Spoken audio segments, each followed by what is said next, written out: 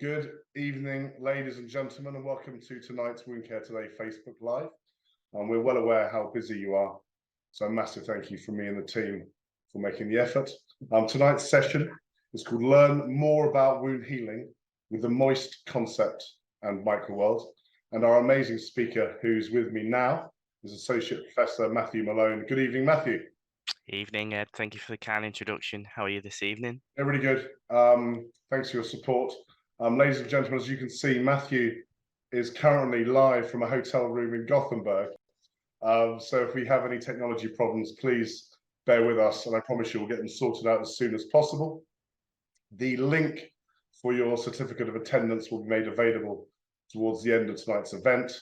All the slides are available for download on our website, as will the whole event. So please go to woundcare-today.com where you can see this event or share it with your colleagues. As Matthew will agree, the more involved you are, the better it is for him and the event. So please make comment, please ask questions, and we'll endeavour to answer as many of them as possible towards the end of tonight's event. Before we start, a massive thank you to Mölnlycke, who are our global educational partner for Microworld.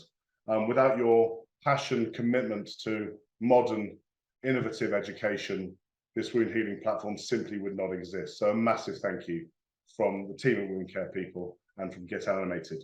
Microworld, ladies and gentlemen, was set up to connect, inspire, and educate healthcare professionals all around the world who share a passion for healing wounds. We've embraced animation and created some fairly joyous animated characters who you'll see on the website, and we're going to be introducing some more characters for you tonight. The module tonight is on M.O.I.S.T.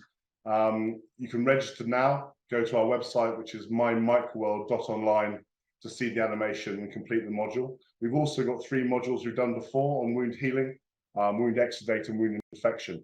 So please go to the Microworld website. We'll put slides up, we'll put links up for you to see where you can register and engage. The modules count towards your revalidation and CPD, and you'll also be joining a network of almost 4,000 colleagues who share your passion for wound healing all around the world.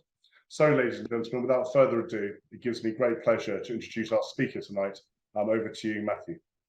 Thanks, Ed, and welcome everyone to this evening. It's a pleasure to be with you and a pleasure to be able to present this educational topic on M.O.I.S.T.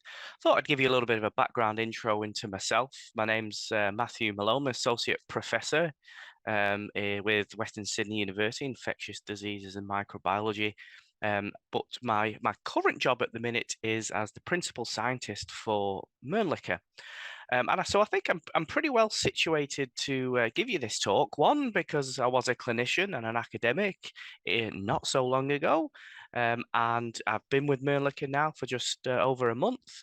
And I've probably been involved with M.O.I.S.T for the past year or so, and through from the inception of M.O.I.S.T concepts to trying to deliver it as an educational platform.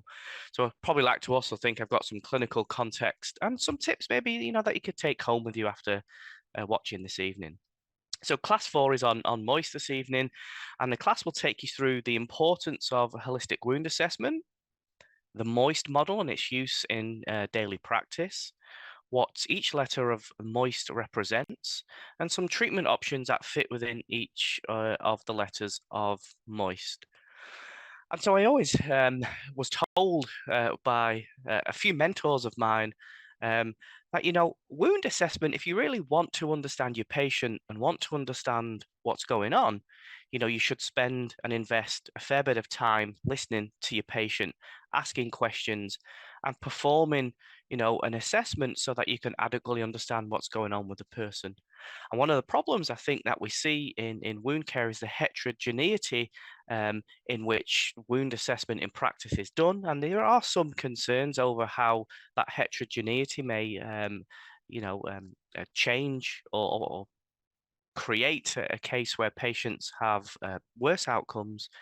And those variations that happen in the delivery of wound management means that, essentially patients who come in, what you want to ensure is that each patient, when they come into your clinic, one after the other, all get the same standard of care. And so it's about reducing practice variation. And how do we do that? Well, we should be adopting evidence-based methods of practice.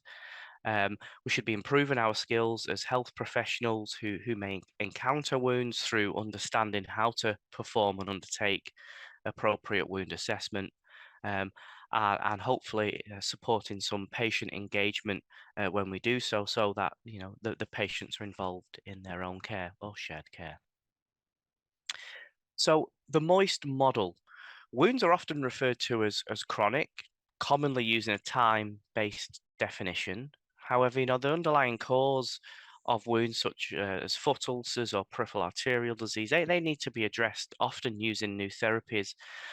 And I think that the M.O.I.S.T model and trying to sort of frame where the M.O.I.S.T model is, the M.O.I.S.T model was developed and designed for clinicians to be used as a way to standardize providing localized care.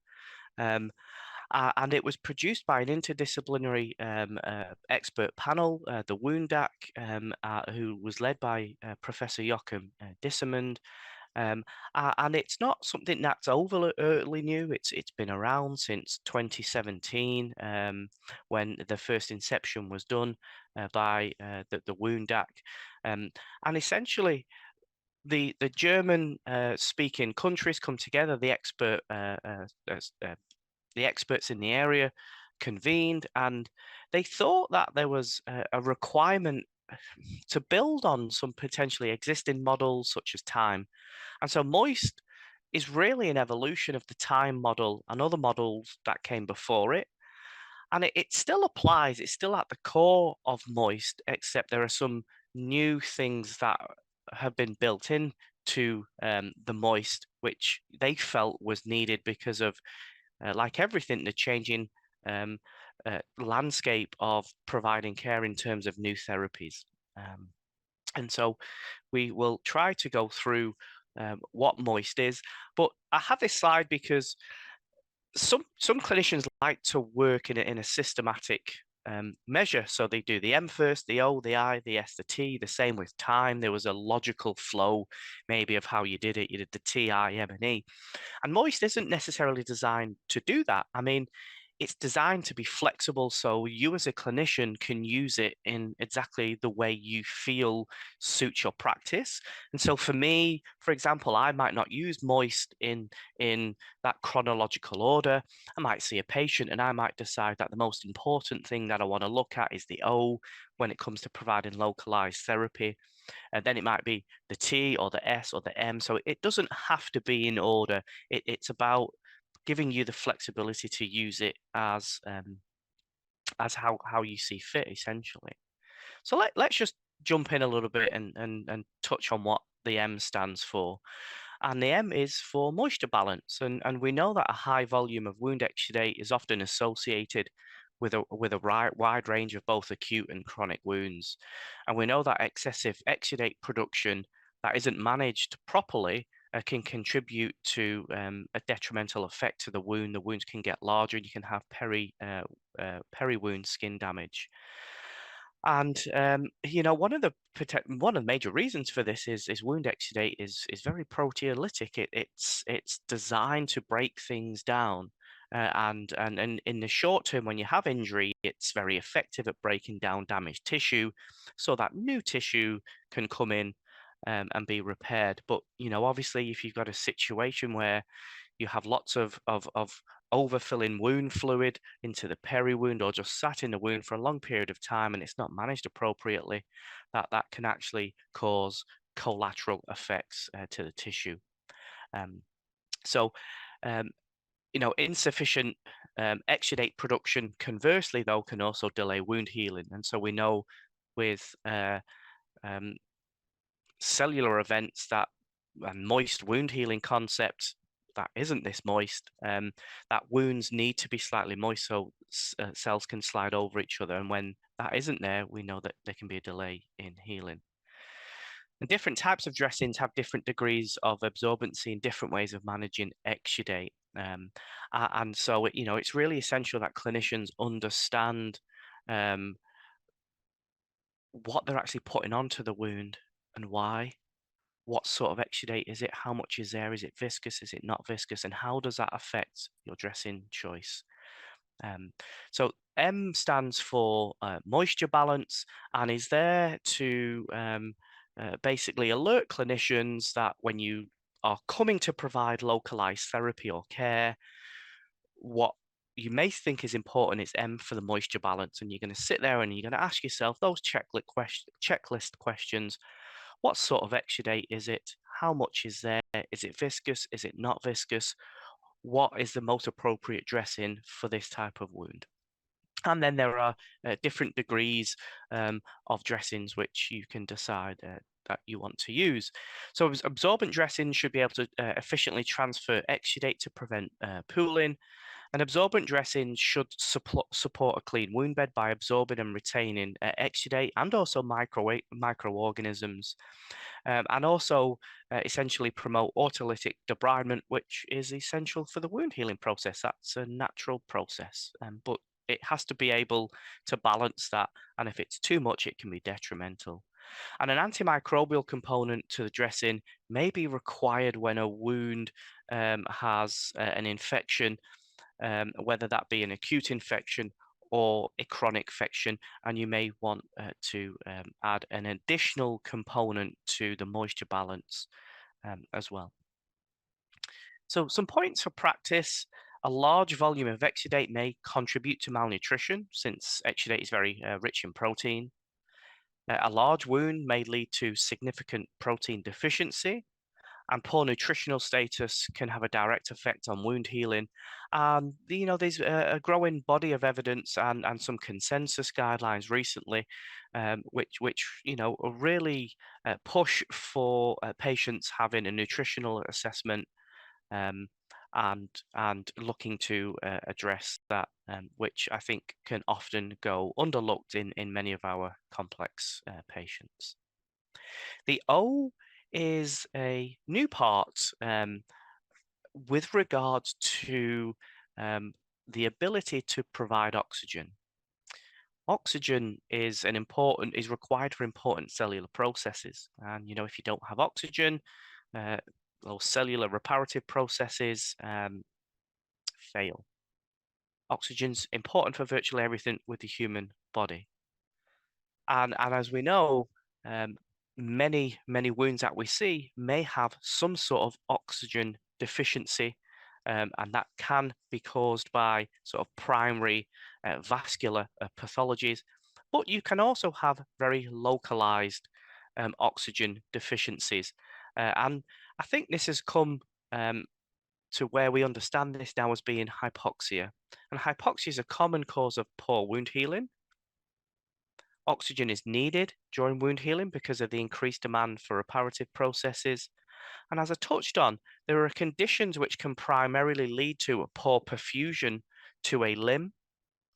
But there are also other things that can cause localized hypoxia, such as infection or such as biological events where you have high energy demands and oxygen is consumed. And what I sort of want to touch on here is oxygen or hypoxia can also be a normal part of wound healing. So when you are in the acute phase and you've initially damaged or have tissue trauma, you will primarily have an acute hypoxic reaction, but that will go as the wound goes through the different cycles. And so what we're really touching on with oxygen balance here, I think, is chronic hypoxia and the problem that chronic hypoxia can cause to tissue. And the reason that we touch and bring in the O part now to moist is because, up until a couple of years ago, the only real therapies involved around trying to improve oxygen to a wound would be surgery through some kind of revascularization process. And we're now seeing lots of innovation in the area, such as hemoglobin spray. It's highly purified hemoglobin. When it's released, it binds with oxygen in the environment. And as it hits the wound bed, it facilitates diffusion through wound exudate, supplying the base of the wound with required oxygen. And systematic review has found that the hemoglobin spray can substantially reduce the quantity of slough, and it can also relieve pain, which is an interesting finding. And it can be used in various settings without costly consumables or extras, and had a technology release with the National Institute for Healthcare and Excellence. And some points for practice here in patients with lower limb wounds. Um, there are a variety of vascular testing that you can do as a clinician, from something simple as for feeling for pulses either in the back of the knee or the foot, for example, with your hands, so palpating for pulses, or using handheld Dopplers and looking at waveforms and being able to take ankle brachial pressure measurements. And they really are some of the basic essential components which may help you to identify sort of larger vessel disease, which may impact on oxygen delivery and may require you to also potentially think whether or not this person would benefit from local therapy or whether they require something else like a referral to a vascular surgeon. The eye is my home area. I am an infectious disease fanatic, and so this is very at home for me. And, I think I would hope that most people that tuned in this evening would have seen this slide by the International Wound Infection Institute around trying to provide clinicians with some clinical features to utilize to help them spot when a person potentially has an infection, whether that's a very obvious infection, big, red, hot, swollen area, or whether it's something that's a little bit more subtle, where maybe you don't see those big, overt signs, and there are maybe some secondary signs which are a little bit harder to spot. But I would really sort of push you to this if you haven't seen this document, and it's freely available. And regular assessments can certainly help you to try and detect infection early, and hopefully stop them from moving up this scale where a person becomes systemically unwell. And I really do feel that as clinicians, we are in a great position to identify these things early, identify potential patients with infections, and to use our skills as wound care clinicians and provide localized care where possible to reduce the overuse or unnecessary use of antibiotics, or to identify that person may need some systemic therapy, and as an adjunct still very much focus on localized care. So a wound infection prevention and management plan aims to optimize the individual host, so optimize any comorbidities. So there are several ill-defined immunological disturbances that are present in diabetes that can be linked back to hyperglycemia. So ensuring that they have good sugar control is important, ensuring they have good nutrition, good blood flow. And so, I think we're trying to say here is if you want to treat these infections, treating them with topical and even systemic will go part of the way, but you also have to ensure that you're optimizing the patient as well. And one of the main things we want to try and achieve when we use localized therapies is to try and reduce the amount of bacteria that may be in that wound causing the problem. And commonly, we do this in our practice with topical antiseptics or antimicrobial dressings. And essentially, what we're trying to do is remove the barrier which may be causing that delayed wound healing. And so we're wanting to promote a better wound environment to allow the host to repair that tissue. So reducing the local microbial burden can be done through various measures, topical antiseptics such as silver. I have a big warning sign on the topical antibiotics because, as you know, there's a massive push now for clinicians to really become aware of the problems we're having with antimicrobial resistance.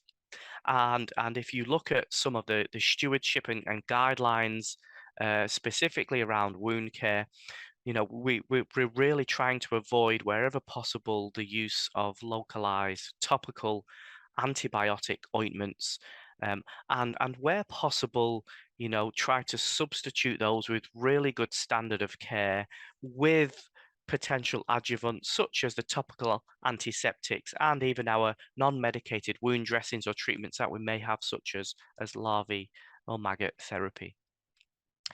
And so some points for practice: local infection is contained within the wound, and it often does present with covert signs, but to be aware, it often presents with overt signs, so obvious signs, but to be aware, in some cases, you know, some patients may not be producing those classic signs of infection um, that we're accustomed to seeing, and there are some more subtle signs that you need to become aware of, and that document will certainly help you with that.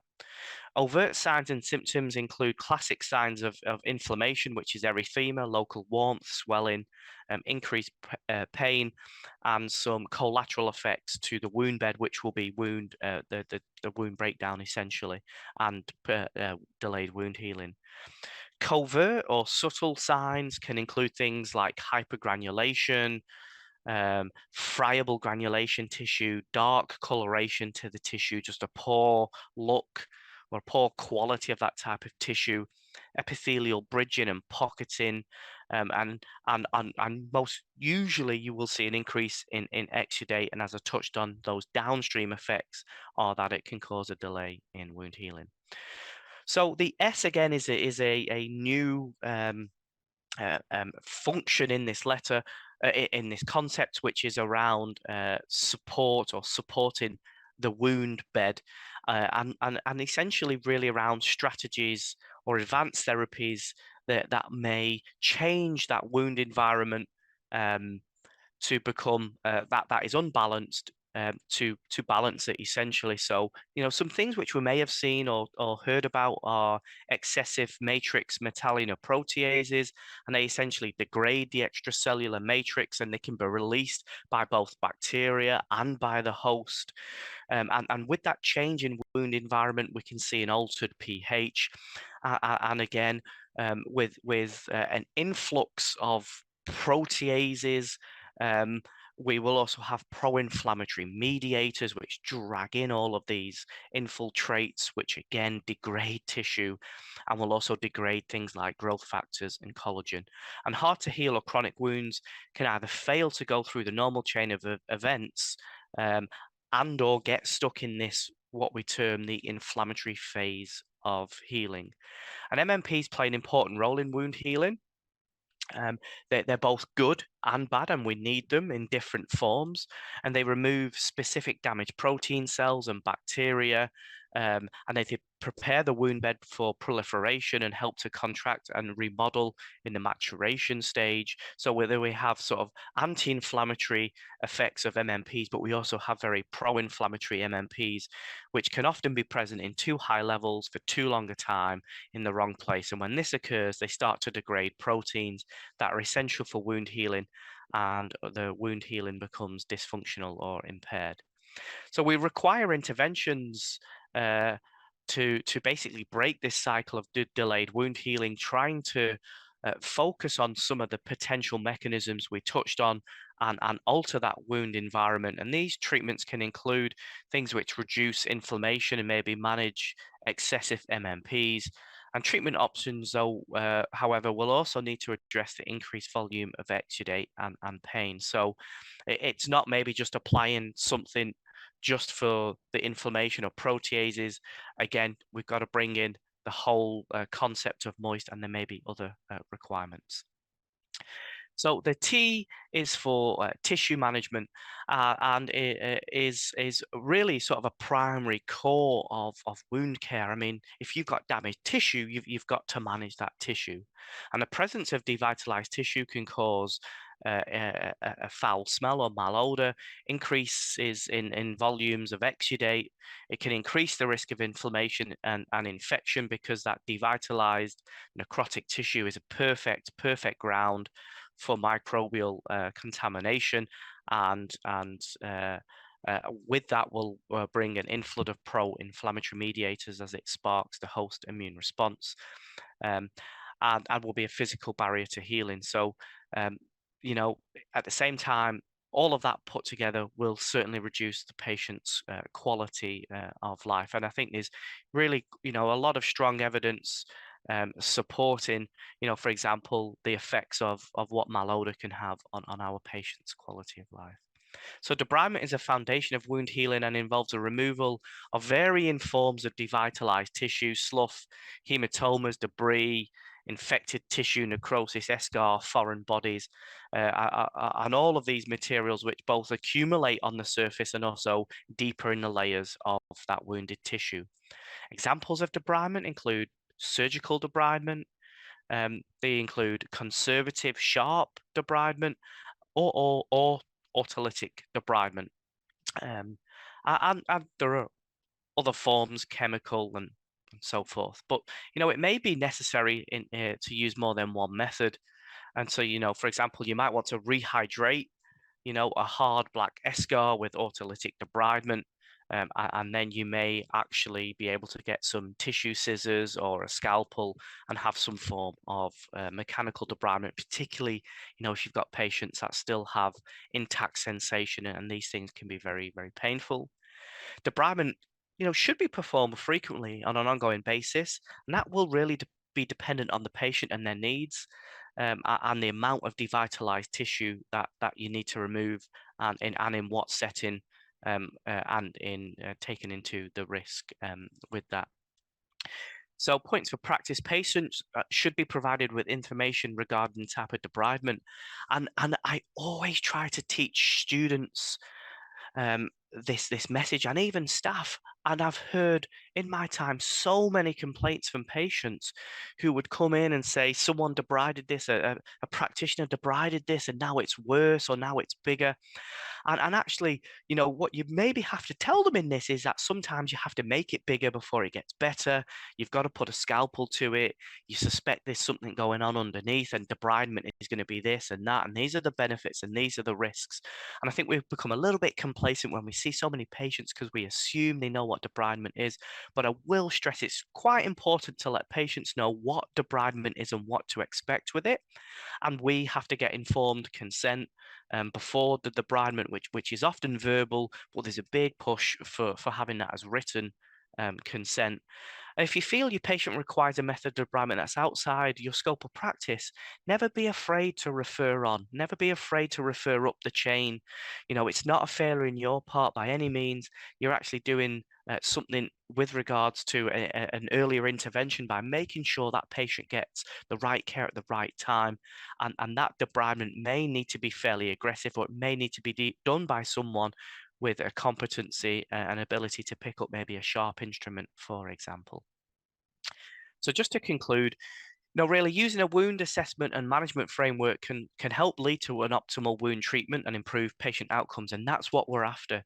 We're after trying to get better outcomes for our patients. And so if we can standardize the way in which we approach treating wounds locally, and we can ensure we do a really good assessment of the patient at the start, that by itself should lead to improved outcomes.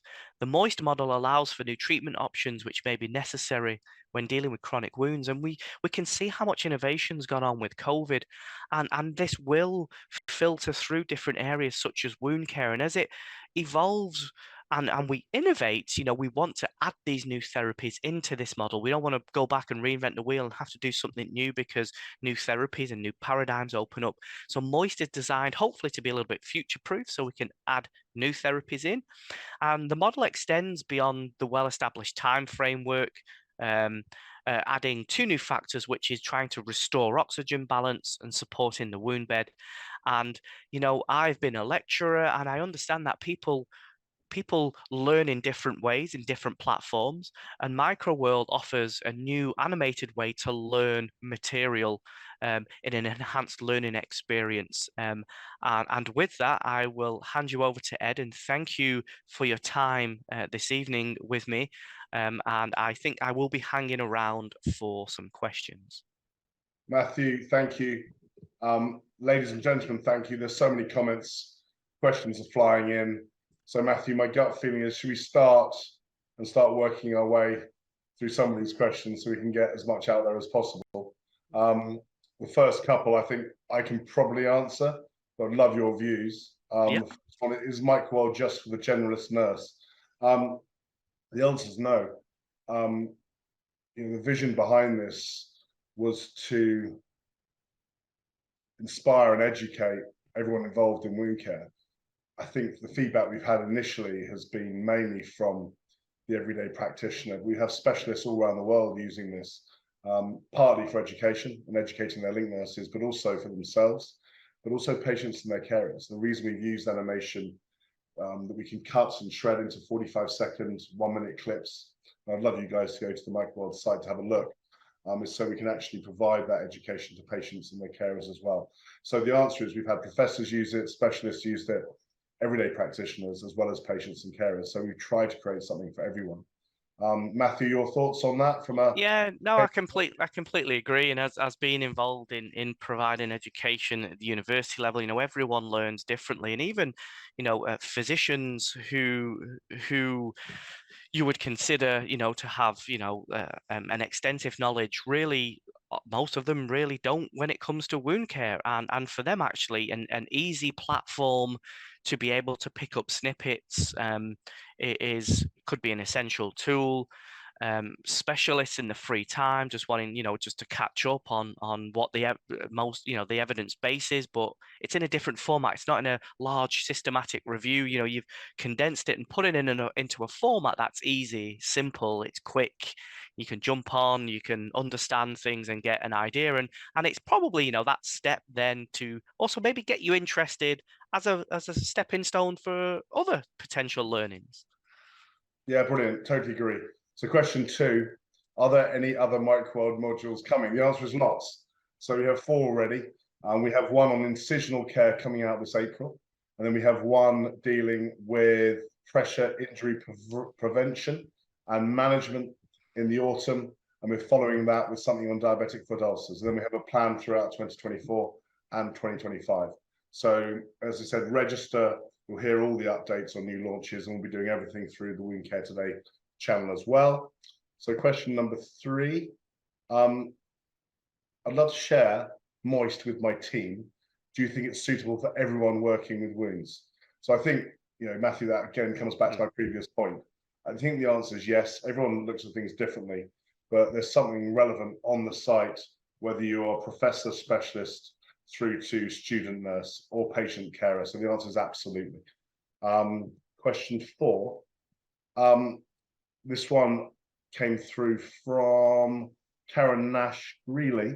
So MMPs, Matthew, how to manage them? When she said debride, how frequently? Antimicrobial dressings, for how long?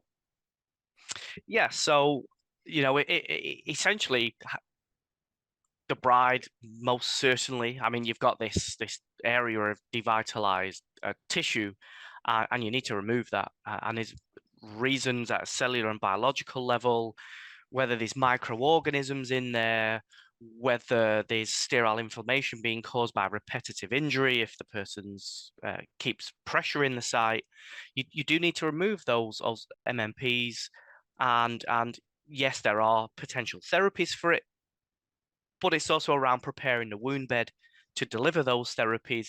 And we always say with that the therapies, whatever we apply, has got to have good standard of care. So good wound bed preparation, cleansing of the wound, debridement and removal of devitalized tissue and potentially microorganisms, and then potentially the use of dressings which may modulate proteases, could be a potential therapeutic intervention with MMPs.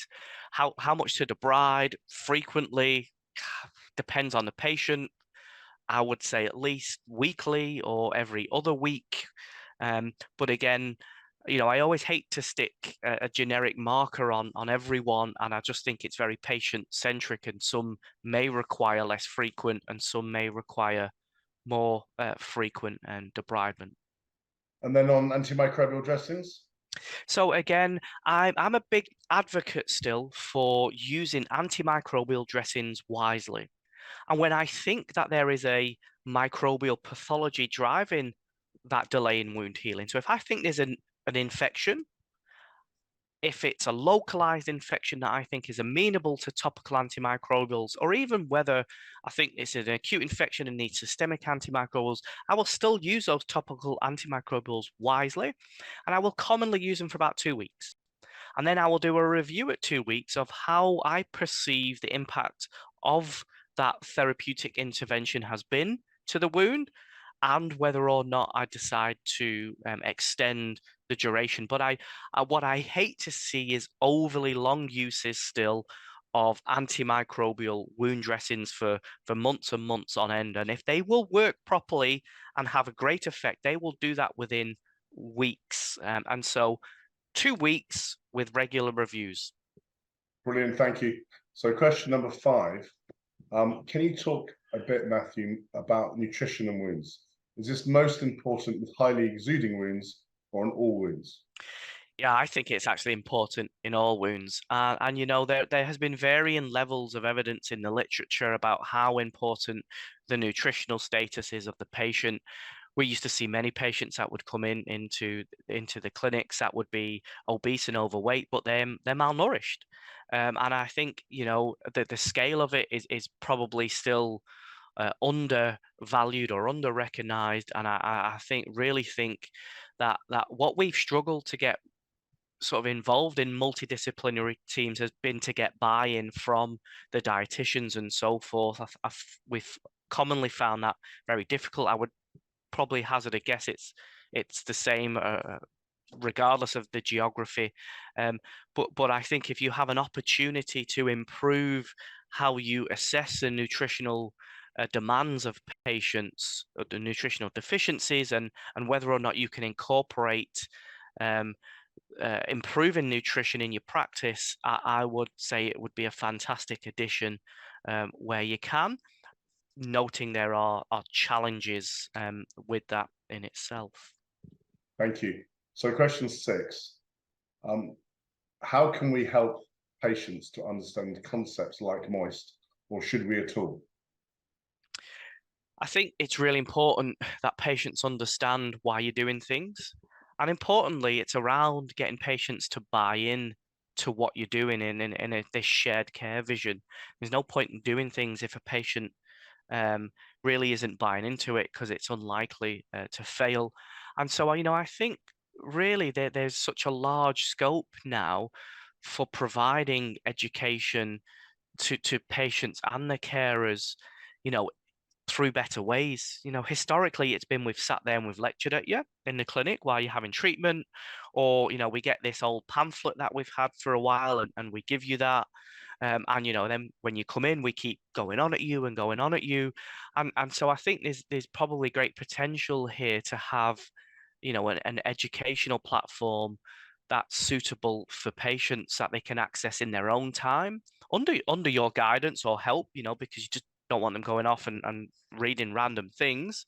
But there's certainly, you know, I think some really, really good potential to provide, you know, information to our patients in different platforms, just like we do healthcare professionals, because all of our patients, again, will understand things very differently. And I do think there's a large component of, you know, probably some larger scale cognitive impairment in lots of the patients that we see for numerous comorbidity factors. So certainly, you know, I would have loved to have that as available as a clinician readily for patients to access.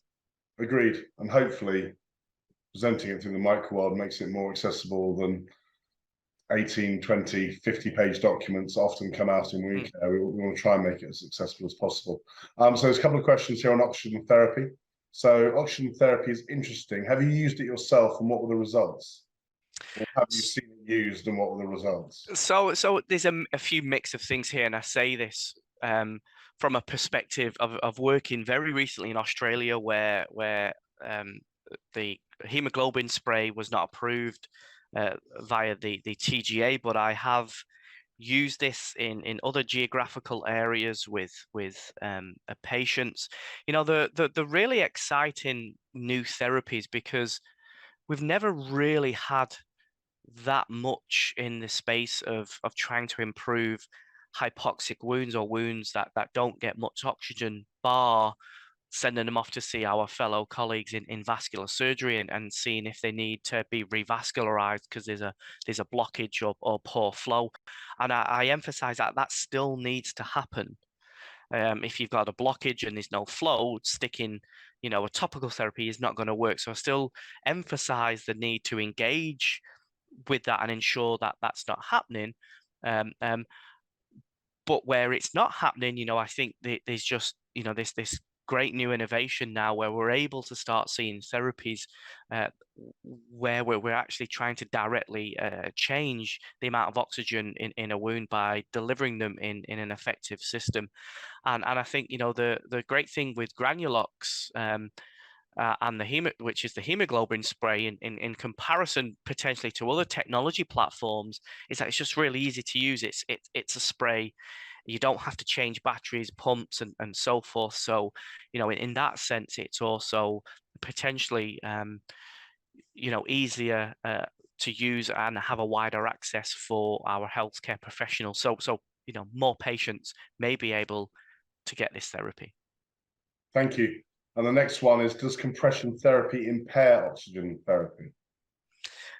Um, so if we come back to trying to manage the host and all of the factors needed, let's just say, for example, here that this person has a venous leg ulcer, and really, gold standard treatment here, that the standard of care is to provide compression therapy. And so my answer is that that has to be delivered. Now, before you apply the compression therapy, the great thing with the Granulox spray is that once you spray the hemoglobin from the canister, as it travels through the air, picks up oxygen particles, lands on the wound surface, and then the wound fluid helps to with diffusion of the hemoglobin or the oxygen into the wound bed. So essentially, you've already picked up that oxygen and you can wrap it up. And still, even under compression therapy, you're going to have some surface oxygen, floating around. So I will honestly say that I've never heard anything yet to say that it will impede oxygen to a wound, but certainly if we talk about patients who may have a calcification of arteries or peripheral arterial disease, again, you should be ensuring that that's not present and that their ankle brachial indices is to a value which is suitable for actually applying compression therapy. So I sort of hope that answers the question in a Thank you. couple of ways. So next one, what are the guidelines on sharp debridement? Guidelines for sharp debridement. Oh, I actually don't think they are any that I'm aware of that I've seen for quite a while. Historically, sharp debridement has been a profession driven competency. So if we look at podiatric medicine or podiatry, vascular surgery, and to a lesser extent nursing, and I'm probably talking about advanced nurse practitioners and other things here, it's been a profession driven competency that's taught at university or once you're qualified on the job under a competency framework. Yeah. And I don't actually think there are any sort of debridement frameworks or consensus guidelines around sharp debridement. I may be wrong. I may be corrected by listeners. I might be able to help you here. We have an amazing guy called Alec O'Dare who's currently on comments. I'm tempted to set him to work. So Alec, if you wouldn't mind, could you have a look and put out any relevant links on sharp debridement? What I would say is there's some amazing courses that I know going on at the moment with regards to sharp debridement that have a range of nurses from the community, from hospitals going to them. The best one I think is out there is at BCU. The most popular skill zone we have at Wound Care Today, which is only 3 weeks away. So if you guys want to come, with regards to Microworld or sharp debridement, it's the 1st and 2nd of March. The most popular session we have is sharp debridement. We have hundreds of nurses with scalpels, with fruits, practicing the technique, and then going away and taking it into practice. So if Alec can do that now, great. If not, we'll post the relevant links to the guidelines for sharp debridement. And hopefully under practice with a competency and potentially someone that is also able to continue their education and skills post course. Correct, absolutely right. So next question, is Microworld translated? The answer is it will be. By this spring, we'll have it translated into 6 different languages, French, German, Italian, Spanish, Chinese, English, with others coming, with a view to making sure it's going to be truly global. So the games will be translated, all the modules will be translated, the KOL videos will be translated, so everything will be translated. So we're very excited about that. Matthew, question for you. Is it more important to have Doppler studies before debridement of the wound, or should you start it before? Look, I think if you've never ever seen a patient before and they're coming into your practice for the first time and you look at this wound and go to yourself, internally, then I think really that's an indication that yes, you should be getting studies and you should understand your patients before you pick up a scalpel. Some of the things you could do simply at that bedside is palpating foot pulses and ensuring that they have, a good perfusion into the foot, maybe even the same behind the knee. Looking for some clinical observations about, the color, the texture of the skin, the temperature, and most clinics, most clinicians, even primary care, will maybe have a handheld Doppler, and so maybe listening to those foot pulses. And I would say that's probably the most common practice is to use those clinical observational skills and some handheld Dopplers and maybe feeling for pulses.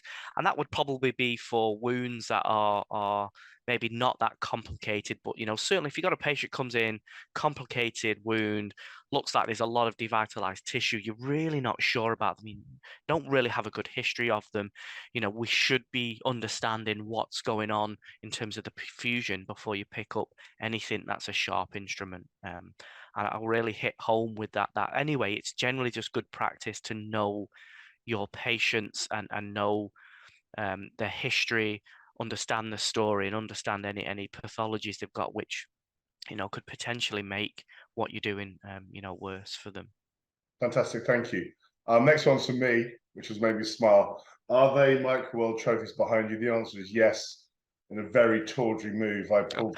I thought they were your daughter's hockey trophies there Yeah, on exactly. show. We have 26 trophies we've won now all around the world for Microworld, so I'm very proud of that. So I thought rather than be hidden downstairs, I'll bring them with me, as well as Nitro here, who's one of our animation characters that you can see on the Microworld site. Next question. How do we determine if a wound is hypoxic? Is it based on holistic assessment, Matthew? It's a really, really good question. And whilst I love the innovation in the area, it's a question I'm still a little bit, sort of hung up on in the sense that if you look at trying to define wound hypoxia, is there a real measure? Probably not. Is there things we can do? There certainly is. They are most commonly located in probably specialist centers. So if you're looking at how to determine whether wound's hypoxic, really the things we want to be looking at are vascular imaging approaches, particularly things like transcutaneous oximetry, taking and having things like ABIs and toe pressures, duplex scans, that's the more formal approach. The machinery and things around that is can be extensive and can be limiting, and there can be some clinical observations. But I think it's a real skill to know if that wound is truly hypoxic, and I do think there's a gap where we do need something that's a bit more definitive for us to go, this wound is hypoxic. I've tried everything, standard of care. There's no need for revascularization. They have good studies. There's no infection. Let's try this as being a hypoxic wound and let's try an oxygen therapy. And there are innovations in the area now with things like hyperspectral imaging or near infrared imaging around trying to look at oxygenation and deoxygenation of blood. But I do think there's a need for some work here around trying to get, probably some clinical pathways or guidance for clinicians on how to potentially identify what is a hypoxic wound. So I do think there's a little bit of work to do in the space. But that's not negating the fact that we're seeing some great innovation, and at least for once, when we think there's a hypoxic wound, now instead of just going, "Meh," we actually now have something potentially that can make a difference. Brilliant, thank you. So next question, and we're coming to the end now. So I'd imagine maybe a couple more. Do all wounds need debriding to prevent proliferation of microorganisms? I it's a good question, and the answer to that is probably no. I don't think all wounds need debriding. Um, I think all dysfunctional wounds likely need debriding. Whether they can be debrided is a different question again, whether there's insufficient arterial flow, whether the patient is in so much pain, it requires anesthesia, which requires many things which can't get access to, etc. I would say the bulk of them do need removal of that devitalized tissue. And debridement can happen in many forms. So it's not just a sharp scalpel. There are other potential ways to perform debridement out there, enzymatic, other mechanical methods. Um, I would say that really, I think debridement is probably one of the core foundations to providing good wound care, because it is highly effective at removing devitalized tissue. Brilliant, thank you. So two more, one for you, one for me. Then you can go back to Gothenburg, have a glass of wine, or an early night.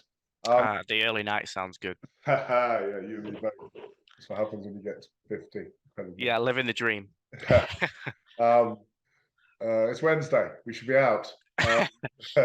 Question 15. Is oxygen therapy suitable to use in a community setting, such as a patient's own home?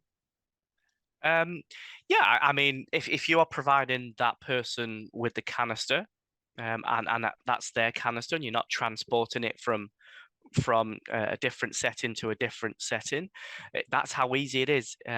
It's literally a spray technology, and the only thing to consider in that is sometimes the nozzles get blocked because it is hemoglobin and clots, and the nozzles can get blocked, but they provide lots of nozzles in there to change. So yeah, I mean, it's a therapy that I think that's why it has a potential usage for many patients, because it's not confined to a specialist center requiring significant expertise or time of the practitioner. It is a fairly simple therapy with regards to just point and spray. Brilliant, thank you. And the last question from me, which I think has come from a few, how do I register for Microworld again? So the website is mymicroworld.online. We'd love you to have a look. It will take a few seconds for you to register. There are 4 animated modules there. We have games. We have the opportunity to network. There's education from our partners at Mölnlycke. It's something we're incredibly proud about. So please go to the Microworld site and register. The other key thing for us is to hear from you. What do you want from it? What areas are we missing? How can we improve? So please feel free to engage, comment, criticize, challenge. We'll listen and we'll make it the best it can possibly be for you. So Matthew, that ends tonight's event. The link for the certificate of attendance should be available now. So please download that, download your certificate. That counts towards your revalidation portfolio. And as I said, please register at mymicroworld.online. Come and meet the team at Wound Care Today. It's on the 1st and 2nd of March. Mölnlycke will be there, Microworld will be there, myself and the team will be there. Milton Keynes, 1st and 2nd of March. We'd love to see you. It's free, and it's an event we're very proud of. So a massive thank you, Matthew. Thank you for your time tonight. Thank you for your time over the last few weeks and months. No, thanks to everyone tuning in tonight and listening to me. It's our pleasure, and the response we've had from our audience has been fantastic. The engagement has been fantastic. So a big thank you from me. To the Wound Care Today team, to the Get Animated team, I'm well aware how much work has gone in to having this ready for tonight, having the 4 modules up by now and the other ones that are coming. So to everyone at Get Animated, to everyone at Wound Care today, I'm aware of the blood, sweat and tears, so massive thank you. To Mölnlycke, as I said before, you had courage to support something that looks slightly different. 2 years on, we have 4,000 healthcare professionals around the world, and there'll be tens of thousands more joining us in the years ahead. So thank you for your patience, your trust, and your support. And finally, to the audience, to you incredible healthcare professionals out there, you continue to inspire and humble, and we'll continue to do everything we can to meet your needs in what are historically challenging times. Stay safe, stay strong, and we look forward to seeing you very soon. Thank you so much, and good evening.